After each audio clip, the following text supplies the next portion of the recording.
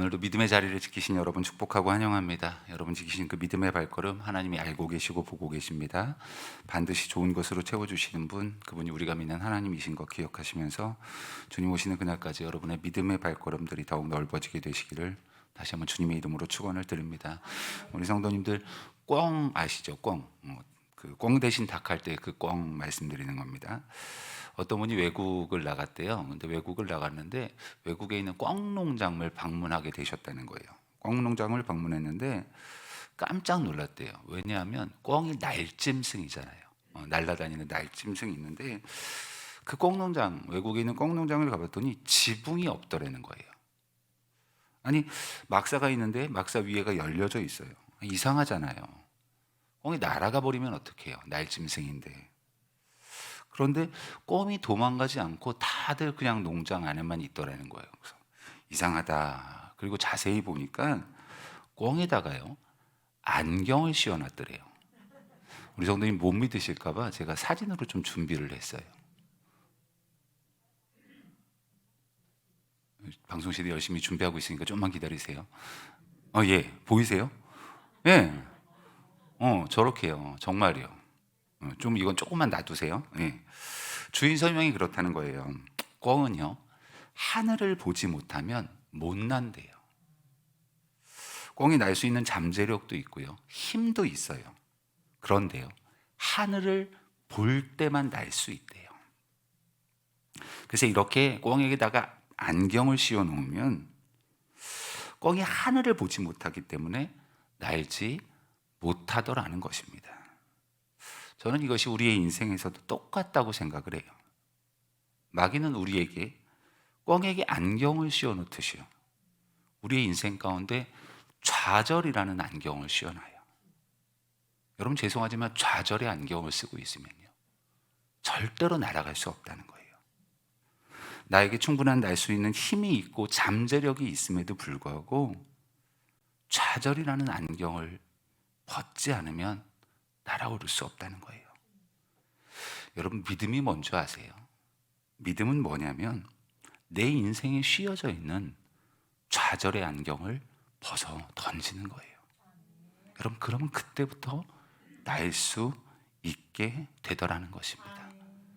우리에게 주신 그 능력, 그 힘 가지고 모든 것을 이룰 수 있게 되어진다는 것입니다.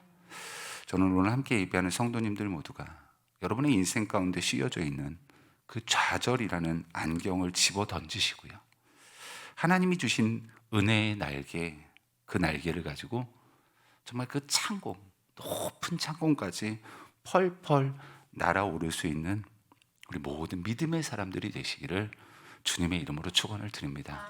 자, 이제는 화면을 넘겨주시고요. 자, 오늘 본문의 이야기 민수기 17장은 아론의 쌍난 지팡이라는 부제가 붙어있는 기적의 사건이라고 말씀을 드렸습니다. 우리 성도님들 지금 이 본문 가지고 몇 번째인 줄 아시죠? 세 번째예요. 이제는 다 아실 거예요. 하나님께서 이스라엘 12지파에게 각각의 지휘관마다, 지파의 지휘관마다 지팡이 하나씩을 가지고 나오라는 거예요. 그러면 하나님께서 어떤 사람을 인정해 주시는지 찍어 주시겠다는 거예요. 12지파의 지휘관들이 각각의 지팡이를 가지고 나오고요, 그 중에서 누구에게요?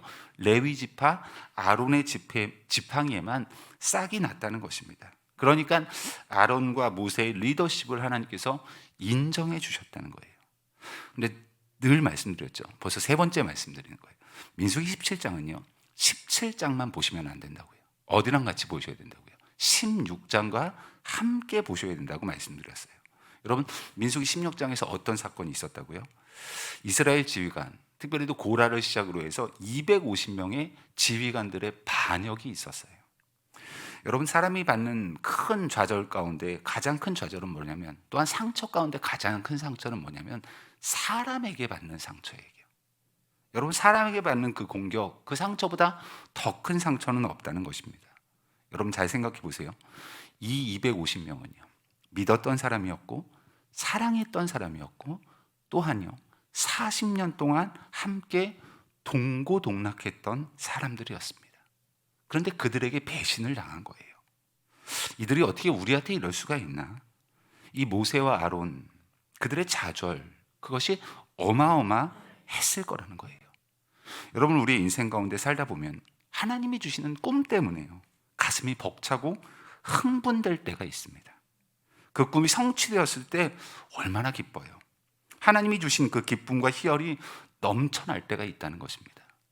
그러나요, 단 한 명도 예외가 없습니다. 인생에는 불청객이 찾아와요. 그게 누구냐면 손님이 찾아오시는데 좌절이라는 손님이 찾아온다는 거예요. 여러분, 죄송하지만 단 한 명도 예외가 없어요. 여러분, 좌절이 오면 어떤 일이 벌어지느냐? 삶의 에너지를 다 빼앗기게 된다는 것입니다. 한국말 중에 그런 표현이 있죠.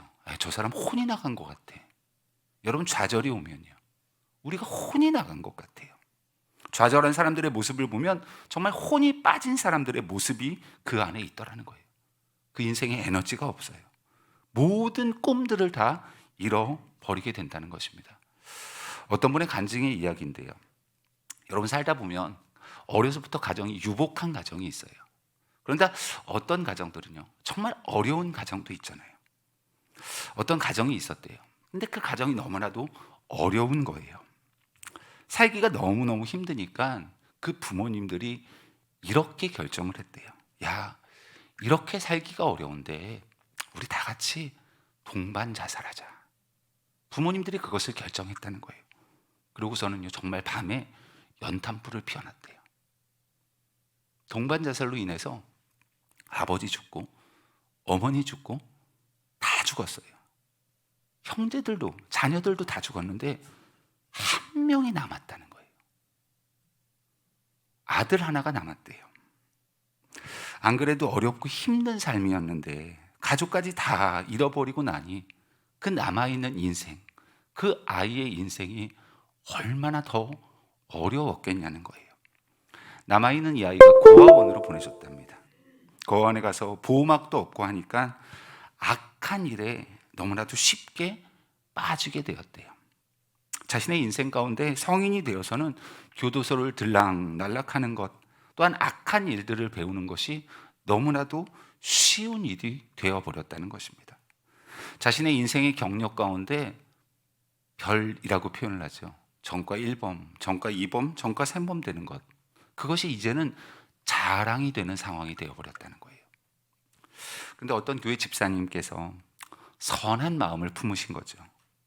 어려움 당한 사람, 그 당한 사람들의 좀 이웃이 되어줘야 되겠다, 이런 마음을 품고서는요, 교도소에 가족이 없거나 혹은 가족이 있더라도 아무도 면회를 오지 않는 사람들, 내가 그 사람들을 면회가 주는 섬김을 좀 해야 되겠다, 그렇게 마음을 먹었다는 거예요. 이 집사님이 그런 마음을 먹고 교도소 쪽으로 연락을 했더니, 그러면 와봐라, 한 명을 내가 연결해 주겠다라고 교도소에서 얘기를 하더래요. 그래서 교도소를 찾아가서 만났던 사람이 이 사람인 거예요. 부모님 다 죽고 형제 다 죽고 자기만 남았던 그 사람. 이 사람하고 만나서 이런저런 얘기를 해보니까 정말이더래요. 이 사람은 여태껏 단 한 번도 그렇게 수없이 많이 교도소를 들락날락했지만 면회를 완본 적이 한 번도 없더라는 거예요.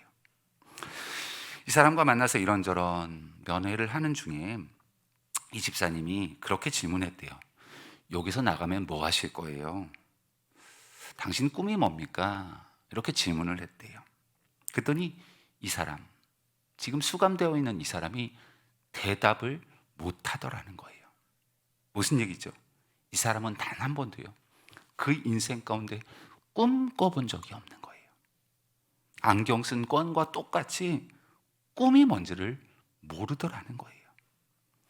우리 성도님들 한창 젊었을 때, 또한 한참 믿음 좋으셨을 때 꿈들이 있으셨죠. 그런데 혹시 지금 꽁에게 안경 씌워놓듯이 꿈 안 꾼 지 1년, 5년, 10년, 20년 이런 분들이 계실지도 모르겠어요. 하나님을 쳐다보지 않고 믿음의 눈으로 바라보지 않으면 여러분, 모든 꿈은 사라지게 된다는 것입니다. 그냥 매일매일의 삶을 그날 살아가는 모습으로 변화되더라는 거예요. 여러분, 그게 바로 좌절이라는 거예요. 여러분, 그때요, 믿음을 가지고 나에게 있는 그 좌절의 안경을 벗어 던지지 않고는 절대로 일어날 수 없다라는 것입니다. 이분, 부모님 다 죽고 형제 다 죽고 혼자 남은 이분이 이 집사님과의 대화를 통해서 상실됐던 꿈꾸는 기능들이 회복되기 시작했대요. 아무런 꿈도 없이 살아갔던 이분이 이제 다시 한번 자신의 인생 가운데 있는 좌절을 던져버리고요, 내 인생 가운데 다시 한번 꿈꾸는 기능을 회복하기 시작하고 그 꿈을 붙잡고 일어나는 모습이 있더라는 것입니다. 여러분, 우리의 삶 가운데 많은 분들이 그렇게 말씀하세요. 환경이 변화되어야 된다고요. 아니요, 우리의 인생 가운데 환경보다 먼저 변화되어야 하는 것은 우리의 꿈꾸는 기능이 먼저 회복되어야 한다는 것입니다. 여러분, 믿음 외에는 우리의 이 꿈꾸는 기능을 회복할 길이 없다라는 거예요. 여러분, 지금 모세와 아론이 그 인생의 좌절로 인해서 자신의 이 기능, 꿈꾸는 기능을 잃어버렸어요. 여러분, 지도자가 그 꿈꾸는 기능을 잃어버렸으니 얼마나 어려운 일이 벌어지겠냐는 것입니다. 근데 그때 하나님께서 해주신 게 뭐라고요? 지팡이입니다. 오래되고 다녀서 맨들맨들한 지팡이예요. 여러분, 거기에 무슨 꽃이 피고 거기에 무슨 순이 돋아요. 그런데요, 하나님께서 함께 하시니까 아론의 지팡이에 웅이 돋고 순이 나고 꽃이 피고 열매가 맺어지더라는 거예요. 이게 생명의 역사라는 것입니다. 하나님께서 지금 이 마른 막대기에 꽃을 피우시면서 모세와 아론에게 뭐라고 말씀하시는 거냐면, 나 여호와 하나님에게 못할 일이 뭐가 있니? 그걸 보여주시고 있는 거예요. 내가 너희와 함께 한다면 못할 일이 뭐가 있겠니? 그것을 보여주시면서 모세와 아론을 하여금 다시 한번 말씀을 가지고 꿈꾸게 만들고 있다라는 거예요. 여러분, 하나님께서 함께 하시면요, 물이 변하여 포도주가 되고요, 하나님께서 함께 하시면 죽은 나사로가 살아나고요, 하나님께서 함께 하실 때 소경 바디메오가 일어나고요, 또한 하나님께서 함께 하실 때 거친 파도가 잠잠해지는 그것을 지금 이 아론의 지팡이 사건을 통해서 보여주고 계시는 거예요.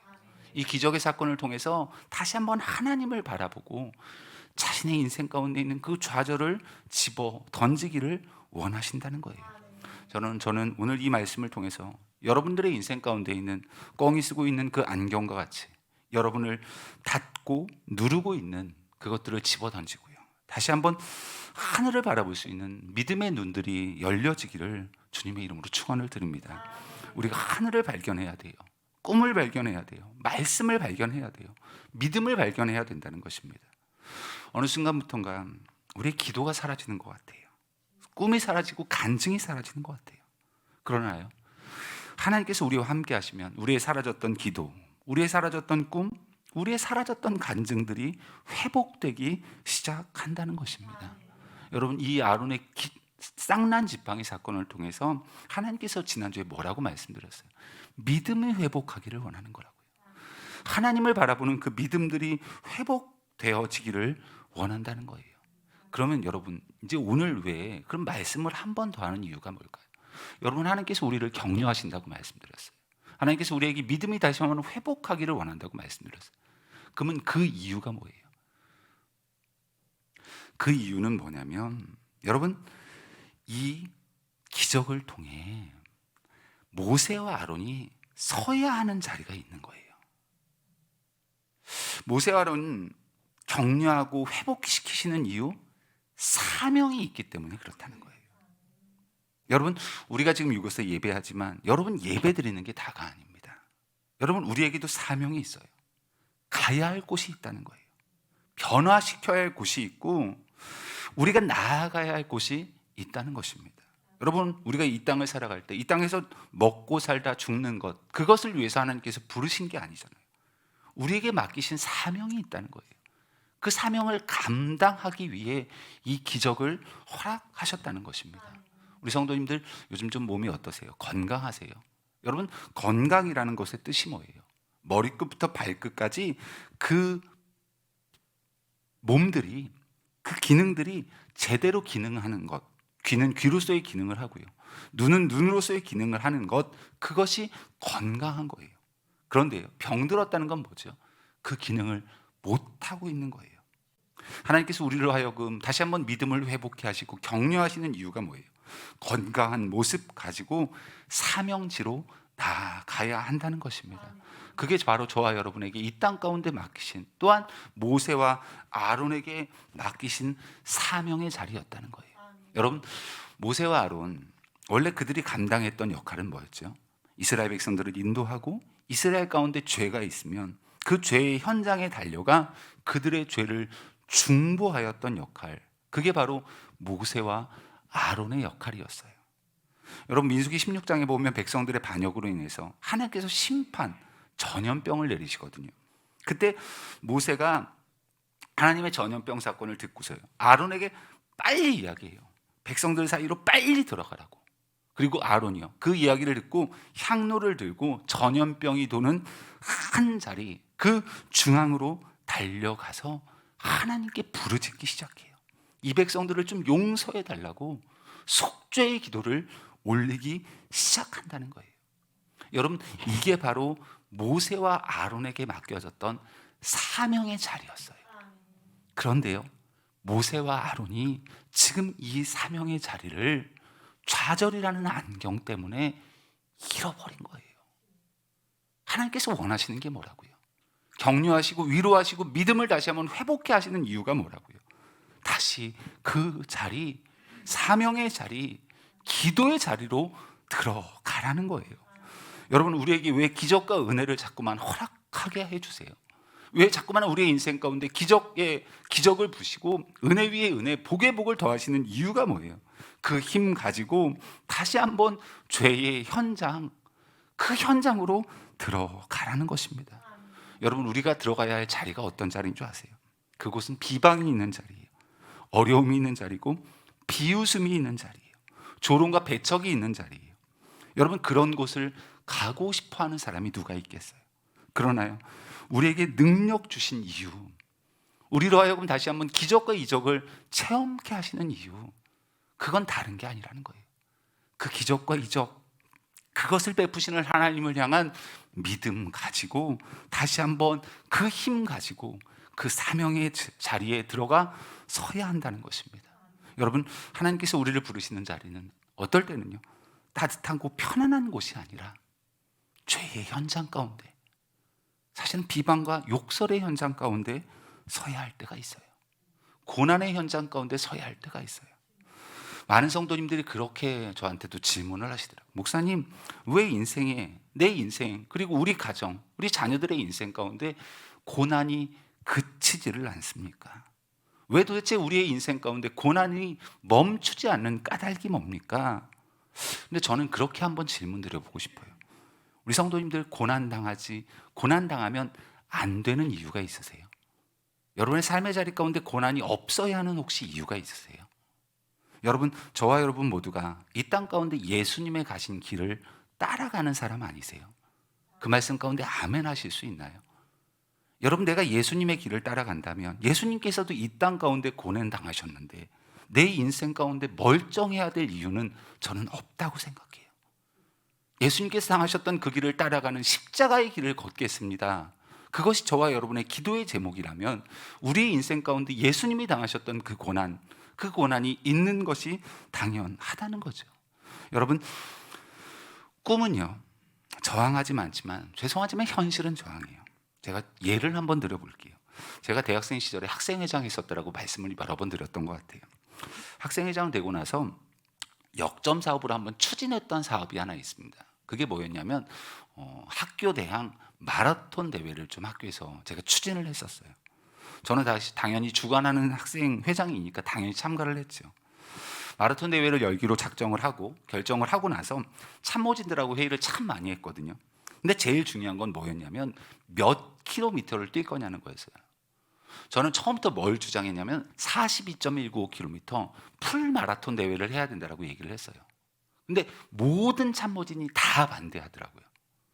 그러면서 몇 킬로 뛰자고 하냐면 5킬로만 뛰재요. 저는 몇 킬로요? 42.19 풀마라톤 대회라고 하죠. 그걸 풀마라톤 전체를 다 뛰는 것. 근데 참모진들은 다 반대를 해요. 정말 한 명도 남김없이 다 반대하면서 5km 뛰자는 거예요. 우리 성도님들, 우리 교회를 기점으로 제가 5km면 왕복 5km면 어딘지 알려드릴게요. 지행역까지 갔다 오시면 돼요. 우리 성도님들 속으로 한번 생각해 보세요. 지행역. 잠깐 살짝 웃으시는 분들이 계시는 것 같아요. 속으로 그게 무슨 마라톤이라고. 저도요. 저도 그 마음이 있었어요. 5km 뛰자고 할 때 참 그게 무슨 마라톤이라고. 제가 처음에 어떤 생각했냐면 5km로 결정이 났거든요. 그래서 그렇게 생각했어요. 제가요 빨리 뛰고 갔다 와서 늦게 오는 참가자들이 있을 거 아니에요. 내가 그들 옆에 가서 한 번 더 뛰어주려고 마음 먹었어요. 자, 마라톤 대회가 됐어요. 그 스타트 총성이 빵 하고 울렸을 때 정말 제가 죽을 힘을 다해서 달렸거든요. 막 정말 죽을 힘을 다해서 달리고 나서 폐가 원래 한 이쯤에 있을 거 아니에요. 근데 폐가 여기 입까지 올라오더라고요. 그래서 도저히 숨을 쉴 수가 없어서 딱 멈췄거든요. 근데 거기가 어디냐면 우리 교회를 기점으로 말씀드릴게요. 우리 교회를 기점으로 정확하게 어디까지 갔냐면 1.5km 동두천 중앙역까지 갔어요. 근데 폐가 여기까지 올라와서 더 이상은 숨을 못 쉬겠더라고요. 그때부터 정말 폐를 여기에 달고 겨우 해서 5km를 갔다가 딱 다시 출발점으로 돌아왔어요. 그때 참모진들이 나와서 원래는 그랬었어요. 막 박수 쳐주고 꽃다발 주고 그러려고 했거든요. 근데 저를 딱 보는 순간 어떤 참모진 하나가 딱 뭐라고 했냐면 야! 119 불러라! 그때 옆에 있는 참모진들이 그러더라고요. 자기는 이 학교 신학대학 역사상 최초의 순교자가 나오는 줄 알았대요. 그 순교자가 저일 뻔했더라고요. 여러분 잘 보세요. 꿈은 저항하지 않아요. 여러분 이렇게 한번 얘기해 볼까요? 우리 성도님들 기도합시다. 기도의 사람이 됩시다. 어려우세요? 예배자가 됩시다. 말씀의 사람이 됩시다. 여러분 어려우세요? 아니요, 되게 쉬워요. 그런데요, 여러분 기도의 자리에 한번 나와 보세요. 예배 자리에 한번 나와 보시라고요. 말씀의 자리에 한번 서 보시라고요. 쉽지 않다고요. 내가 서는 그 자리에 저항이 있어요. 여러분 42.19 머릿속으로만 생각하는 거 그게 뭐가 어려워요. 근데 막상 뛰어보면 저항이 있어요. 걸림이 있고 순간순간이 처절한 싸움이에요. 여러분 지금 여러분의 삶 가운데 내가 예수를 믿는다고 하지만 여러분 별 어려움 없이 사신다면 죄송하지만 여러분 꿈속에서 예수님을 믿는 것일 수 있어요. 그러나요, 여러분의 삶 가운데 내가 예수 믿는 것으로 인해 저항이 있다면요, 여러분 그게 진짜 믿음의 걸음을 살아내시는 거예요. 우리 성도님들 주기도문의 문구 중에 혹시 그 문구를 기억하세요? 뜻이 하늘에서 이룬 것 같이 땅에서도 이루어지기를 원합니다. 우리가 다 아는 그 문구예요. 여러분 땅에서 이루려면요, 우리의 삶 가운데 저항이 있어요. 부딪힘이 있다고요. 싸움이 있어요. 그러나 그것을 피해 보십시오. 죄송하지만 어떤 것도 이룰 수 없다는 것입니다. 여러분 지금 왜 모세와 아론에게 하나님께서 쌍난 지팡이를 주세요? 그 기적과 이적을 보여주신 이유 왜요? 다시 한번 잃었던 믿음, 잃어버렸던 꿈을 회복하고 원래 너희가 서야 하는 그 믿음의 자리, 사명의 자리로 들어가 다시 한번 부딪혀 보라는 것입니다.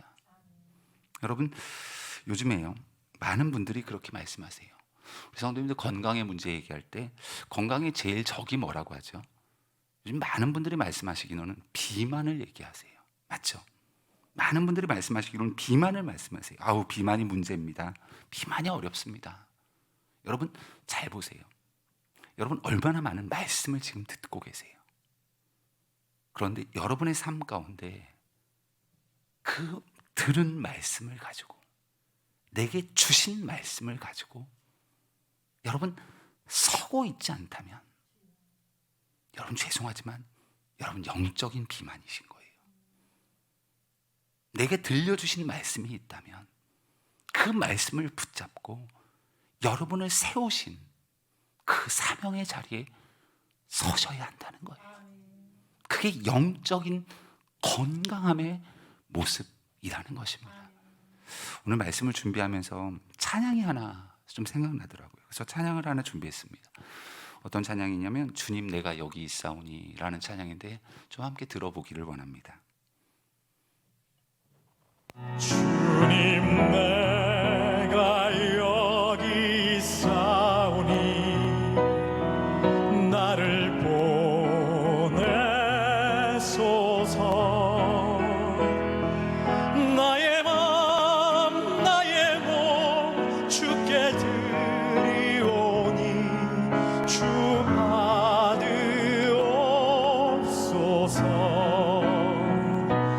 주님 내가 여기 있사오니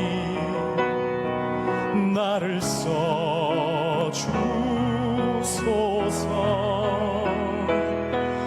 가진 건 모두 다 주께 드리오니 주 받으옵소서.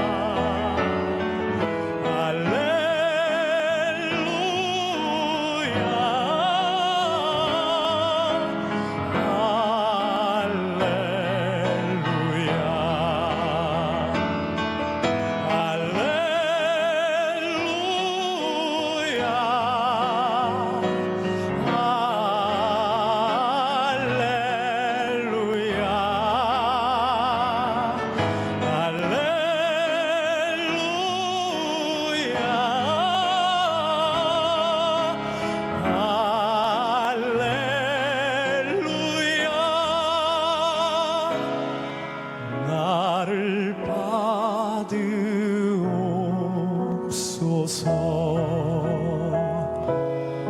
나를 받으옵소서.